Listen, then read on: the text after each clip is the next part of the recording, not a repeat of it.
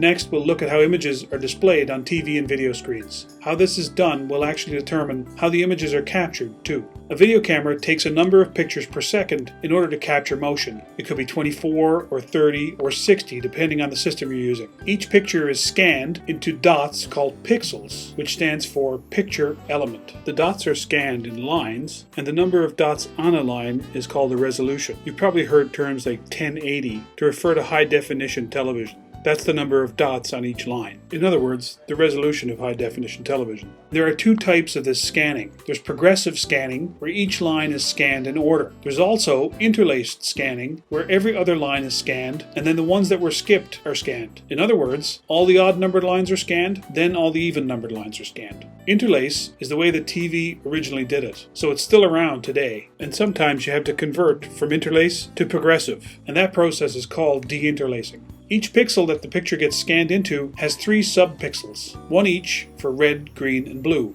Together, these groups of 3 subpixels are called triads. There are 2 types of current TVs, LCD TVs and plasma TVs. All of them are 2 layers of glass divided into pixels, each embedded with a crisscross of horizontal and vertical electrodes. How the pixels are lit to create colors is different between the 2 types of television. The LCD type TV has liquid crystal material between the glass. This liquid crystal controls the light emitted by each subpixel. A tiny transistor at each red, green, and blue subpixel blocks more or less of the light depending on the video signal for that colored dot. Plasma screens have a gas between the 2 layers of glass. That gas glows to produce the light emitted. This is kind of like a series of fluorescent bulbs. Each subpixel flashes on and off faster or slower depending on the video signal for that colored dot. Here we have a short video on how LCD screens work. The LCD screen television. Fluorescent tubes. The actual screen. Polarizing filter number 1. A layer of liquid crystals. Pixels. They make up each point of the image displayed on the screen. And finally, polarizing filter number 2.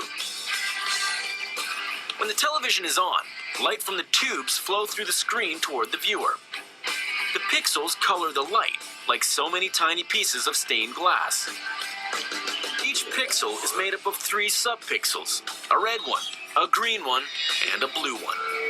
With just these 3 basic colors, the screen can produce 17 million colors. How? By controlling the quantity of light that flows through each pixel, the television can create 17 million combinations of these 3 basic colors. And that means 17 million colors. That's how an LCD screen produces colors. A plasma screen does something very similar, but instead of controlling the amount of light emitted, it actually creates the light through those flashing little fluorescent tubes I talked about. Red, green, and blue, producing 17 million colors, which is pretty much every color you can see. The video camera works the opposite to a TV set. Instead of putting red, green, and blue lights together, it takes them apart. The image enters the lens, where it is split into individual colors of red, green, and blue through the use of something called dichroic mirrors. Now don't worry about what dichroic mirrors are. Think about them like prisms. Just like the prism you saw earlier where it splits the light up, that's what dichroic mirrors do.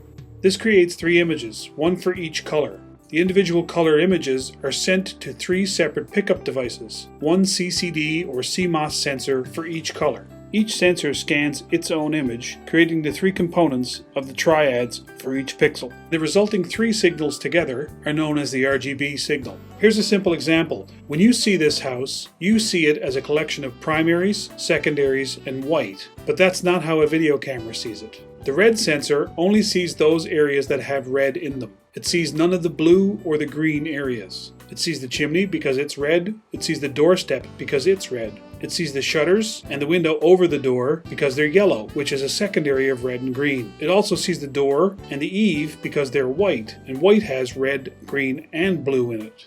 Since the shutters are a secondary of red and green, we should expect the shutters to show up on the green sensor image too. And sure enough, there they are. You don't see the blue in the windows because there's no green there. But you do see the windows on the blue sensor. You also see the pointed top of the wall and all the areas that are white. And when all these colors are displayed together, the 3 images from the 3 sensors overlap, the colors mix correctly, and you get the full color picture. Now this process works perfectly as long as the camera knows how much of each image sensor to mix together. In other words, what color the light is that's bouncing off the object. And this is another one of those things that our brain does for us, but the camera can't. The brain usually assumes it's white light, so that's what we need to set the cameras for. And that takes us to the next topic, which is white balance.